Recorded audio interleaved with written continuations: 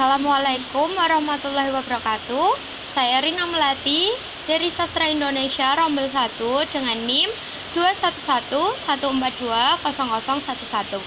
Di sini saya akan mempresentasikan hasil analisis saya terhadap karya sastra yang berupa novel.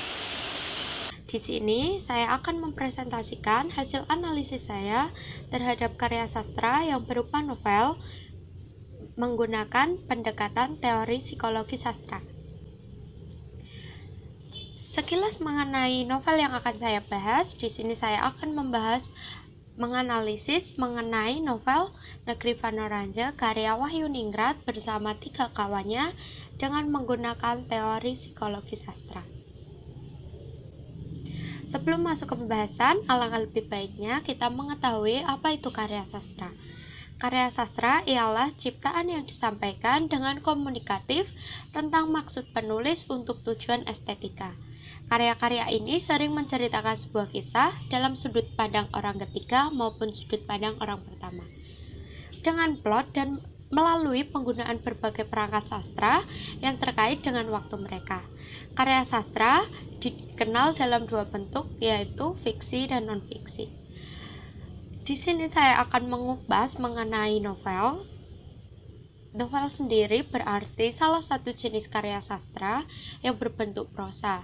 Kisah di dalam novel merupakan hasil karya imajinasi si pengarang yang membahas mengenai permasalahan kehidupan seseorang atau berbagai tokoh, bahkan bisa pemainnya itu sendiri.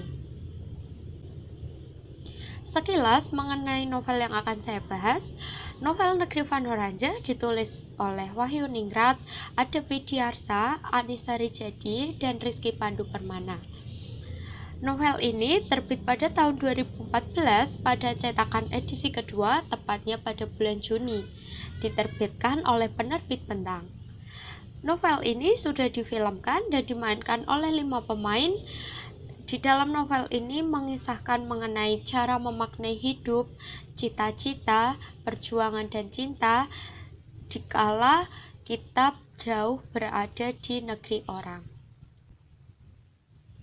Selanjutnya kita akan masuk kepada pembahasan dengan psikologi sastra.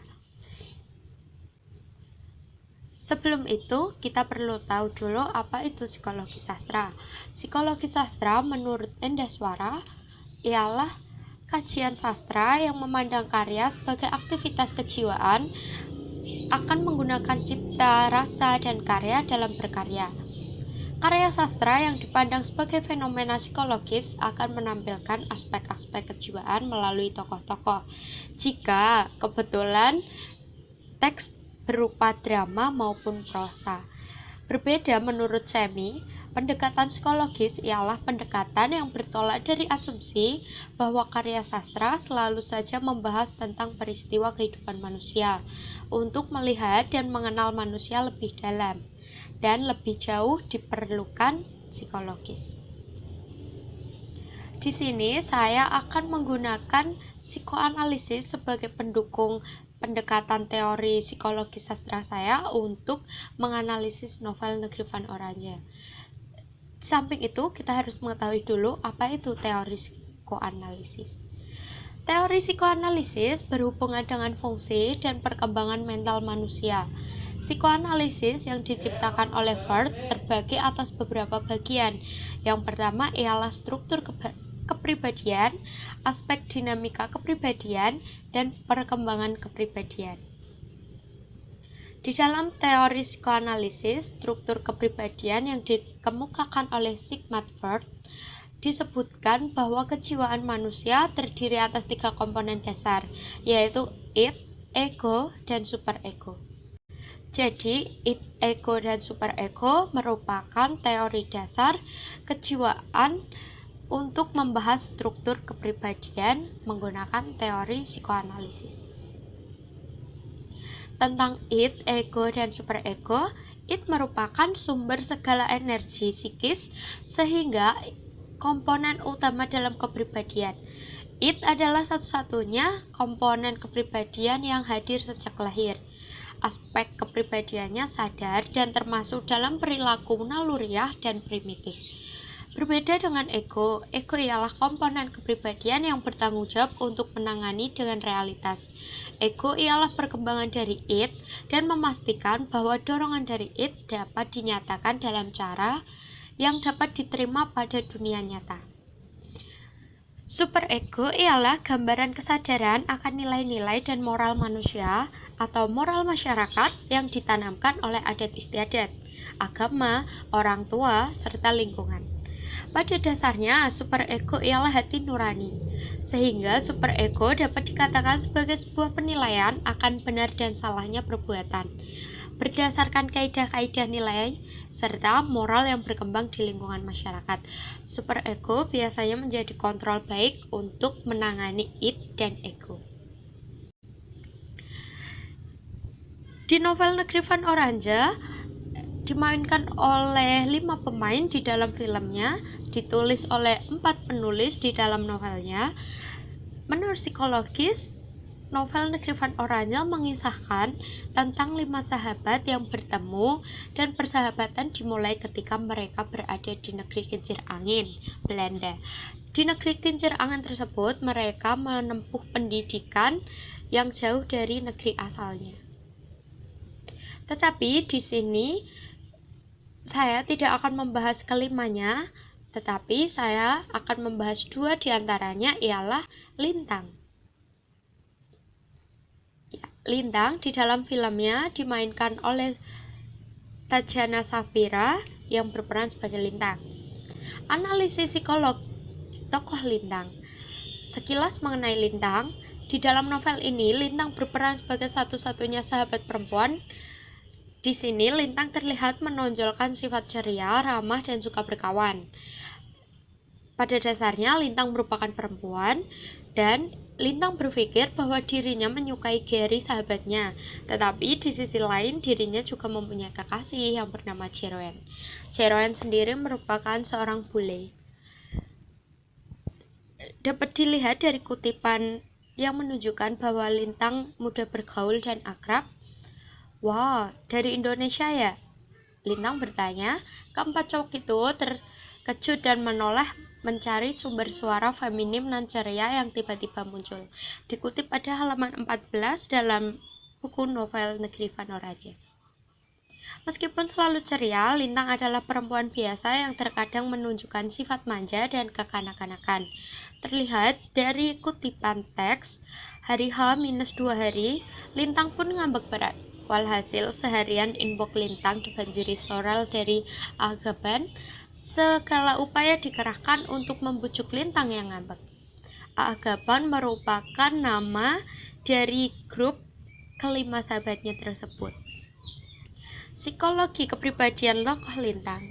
Lintang berkata, Lintang cekikikan membayangkan wujud ketiga lelaki unik yang ditemuinya kemarin. Si Ikal yang hitam dan atletis, si Trendy yang agresif, dan si Brilian yang polos. Lalu ada seorang lagi, si tampan yang flamboyan. Entah kenapa seorang ini membuatnya penasaran. Dari keempat laki-laki itu, hanya Gary yang sampai detik ini belum menghubunginya di dunia maya. Padahal kemarin semua sudah saling menukar ID Messenger. Dalam kutipan peristiwa di atas, Lintang sudah mulai tertarik dengan Gary. Sosoknya yang berbeda dibanding ketiga lelaki yang lain cenderung lebih dewasa membuat Lintang merasa nyaman. Dan disitulah mulai muncul id atau keinginan untuk lebih dekat dengannya. Tetapi di sisi lain, Lintang berpikir bahwa dirinya sudah mempunyai pacar, yaitu Jeroen. Id dan ego Lintang di sini sudah mulai bertemu. Ego Lintang, kan gue udah pernah bilang waktu itu kalau gue belum punya cewek. Lupa ya? Kapan emang lo pernah bilang? Tanya Lintang berbohong. Lintang sebenarnya tidak lupa, ia hanya ingin memastikan untuk kesekian kalinya bahwa Gary memang masih available. Entah kenapa sekeping informasi itu berharga sekali untuk Lintang. Lintang sudah tidak berguna dan ego Lintang sudah sangat tinggi di teks ini. Dikalahkan oleh super ego Lintang, tiba-tiba Lintang melihat sesosok lelaki bule hanya mengenakan handuk, masuk ke kamar, masuk ke dapur. Ia langsung memeluk Gary yang sedang berjongkok dan membisikkan sesuatu di telinganya. Gary berbalik, tersenyum kecil, dan tak lama mereka berciuman dengan mesranya. Di sini super ego Lintang sudah tidak bisa menangkap bahwa Gary seorang gay. Itu merupakan keterkaitan ego dan super ego Lintang. Berawal ketertarikan Lintang yang mencintai Gary dan berhasrat untuk memilikinya. Di sini Lintang sudah mulai muncul. Hal ini dapat diterima ego dan tidak ada kecemasan ataupun ketegangan dalam hati Lintang karena sudah berpisah dengan Jeroen yang dulu merupakan kekasihnya. Di sini ego Lintang berpikir bahwa dia sudah berpisah dengan Jeroen, maka ia berhak pula untuk mencintai Gary. Ketertarikan Lintang pada Gary ini yang membuatnya mengalami suatu guncangan ketika ia melihat Gary berciuman dengan seorang lelaki. Hal ini tidak dapat diterima oleh super ego Lintang karena dalam benak Lintang, gay merupakan sesuatu perilaku yang tidak normal. Lintang dengan super egonya, super ego muncul ketika Gary menenangkan Lintang ketika yang kuat untuk merangkak masuk dalam obrolan Jeroen dan Wulan. Di dalam teks tersebut, dalam kutipan teks tersebut, ego Lintang sudah mulai tinggi bahwa Lintang cemburu melihat Jeroen, mantan kekasihnya, berbincang-bincang dengan Wulan yang merupakan orang lain. Tetapi di samping sisi lain, Lintang mempunyai Gary untuk menenangkannya. Jadi di sini super ego Lintang sudah memaafkan keadaan. Tokoh selanjutnya ialah Banjar. Analisis psikolog tokoh Banjar. Sekilas tentang Banjar. Banjar adalah sosok laki-laki yang bertanggung jawab dan berkemauan keras. Ia akan berusaha semaksimal mungkin demi mendapatkan apa yang diinginkannya. Bahkan berani menghadapi resiko yang mungkin saja terjadi. Misalnya saat ia menerima tantangan dari sahabatnya, Ghost, untuk meneruskan kuliahnya di luar negeri sebagai mahasiswa yang pas-pasan. Padahal Banjar di negeri sendiri di Indonesia merupakan anak orang kaya dan sangat berkecukupan. Tetapi menerima tantangan dari sahabatnya Ghost, Banjar berkemauan keras untuk menjadi mahasiswi yang pas-pasan. Terlihat dari kutipan teks, jarum jam hampir menunjukkan waktu tengah malam saat Banjar membuka pintu kamarnya dan langkah gontai sehabis kerja. Bekerja di restoran sampai pukul 10 malam, dilanjutkan side job tambahan mengepel 11 ruang kelas, setara dengan satu sequel serial Mission Impossible dari halaman 295. Di sini terlihat bahwa Banjar benar-benar menjadi mahasiswa yang pas-pasan karena Banjar harus mencari uang tambahan untuk menghidupi dirinya di negeri orang. Psikologi kepribadian tokoh Banjar. Banjar terlihat dari kutipan, "Ah goblok lo Jar, ngapain juga lo biarin mereka jalan berdua." Banjar mengutuk diri. Buat Banjar ada sesuatu pada diri Lintang yang menarik bagai magnet. Gayanya yang dominan, penampilannya yang sporty cenderung cuek, suaranya yang menyegarkan, seperti hujan gerimis sore di kota kembang. Entah kenapa, sejak tiba di Belanda, baru Lintang seorang yang mampu mengalihkan Banjar dari kita. Kita ialah mantan kekasih Banjar yang sangat dicintainya. Di sini, Banjar berperan sebagai kontrol perasaan Banjar kepada Lintang. Ego tokoh Banjar terlihat dari teks Hey Sketch. Hey Sketch berarti Hai sayang. Lintang menyambut pacarnya dengan ciuman di pipi. Wicak dan Banjar langsung kecewa begitu mengetahui identitas Jeroen. Oh, Lintang sudah punya pacar ya, nggak heran sih. Dari teks tersebut terlihat sekali Banjar sangat kecewa akan kenyataan bahwa Lintang sudah mempunyai pacar. Hal ini juga menegaskan ego Banjar, di mana ego berperan sebagai penyaring dari dorongan-dorongan keinginan Banjar yang disesuaikan dengan realitas yang ada. Jadi di sini ego Banjar sadar bahwa Lintang sudah mempunyai pacar, yaitu Jeroen. Super ego tokoh Banjar mengatakan dengan realitas yang ada akhirnya terlihat super ego Banjar yang sudah tidak lagi memperhatikan sosok Lintang. Kemudian melanjutkan acara malam itu di luar apartemen Gary dengan menikmati kretek bersama dengan Daus, Picak, serta Gary, sahabatnya. Ia mengetahui bahwa Lintang telah dimiliki oleh orang lain, seorang bule pula. Karena sejak berangkat ke Belanda, Lintang memang berkeinginan untuk mempunyai pacar seorang bule. Jadi di sini super ego Banjar menyadarkan Banjar bahwa bukan dirinya lah yang pantas untuk Lintang. Simpulan, analisis psikolog tokoh Lintang dan Banjar dengan psikologi sastra. Id, ego, dan super ego tokoh Lintang. Lintang yang merupakan satu-satunya tokoh utama perempuan dalam novel Negeri Van Oranje memunculkan gejala id ingin memiliki Gary. Hal itu karena Lintang merasa Gary memberikan perhatian khusus kepadanya. Selain itu, sikap-sikap manis Gary juga membuat Lintang jatuh hati, berbeda dengan Jeroen pacarnya yang sangat kaku. Dorongan id Lintang yang ingin memiliki Gary, padahal ia telah memiliki kekasih, memunculkan ego dalam dirinya. Ego adalah wujud realisasi dari id yang dimiliki Lintang.